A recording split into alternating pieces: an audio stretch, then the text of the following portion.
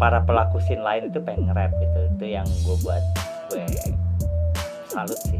Dan jujur sih, kenapa nggak dari dulu hal ini terjadi gitu, dan cukup mendapat sorotan dari scene-scene lain juga. Ada beberapa teman yang pada akhirnya dia coba pengen belajar nge-rap gitu. Scene hip hop sekarang ini pemainnya cukup banyak, cukup rame.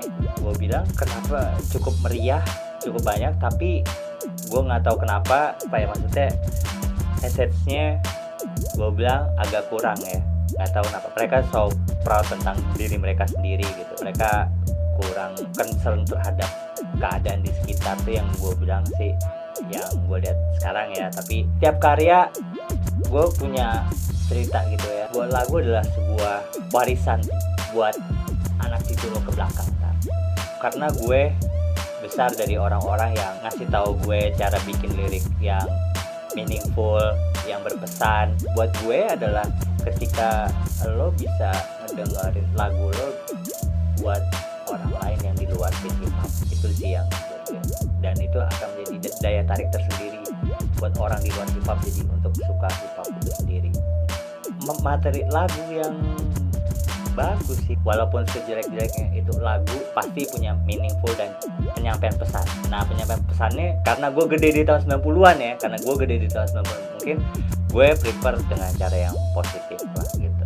Which is kalau lo nggak ngelakuin hal yang terbaik atau menyampaikan sebuah hal yang positif message gitu, yang gue takutin sih adalah lo jadi ngebuat orang lain menjadi rusak, dan itu gue bilang gue sangat menyayangkan hal itu gitu.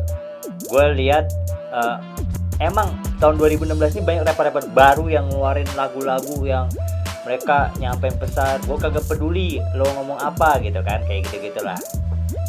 Tapi gue bilang oke, cara penyampaian lo bagus boy, gue ngerti maksud lo oke, gue nggak mau dengar kata-kata orang, gue cukup gue fokus ke depan untuk tujuan hidup gue. Lo benar tuh, tapi jangan salah men, mungkin kata-kata orang di sekitar lo tuh ada maksud baik, dan banyak yang bisa nge-rap men, banyak yang bisa bikin lirik, tapi lo nggak tahu mana yang berkualitas, mana yang asal, kan itu yang lo pikirin. Gue bilang setiap rapper pasti punya good attitude is must gitu. Kalau nggak punya good attitude, read this shirt. Keren gimana sih? Gue juga bukan orang yang perfect gitu yang bisa bilang karya itu keren atau enggak. Yang nilai bukan gue doang, karena semua masyarakat juga bisa nilai gitu. Sebagai pelaku hip hop, gue pengen punya generasi di bawah gue yang keren deh itu. Kenapa lo mesti ikut Raporia ini? Satu, buat pengalaman lo. Pengalaman itu nggak bisa dibeli dengan uang men. Dua, itu adalah jam terbang.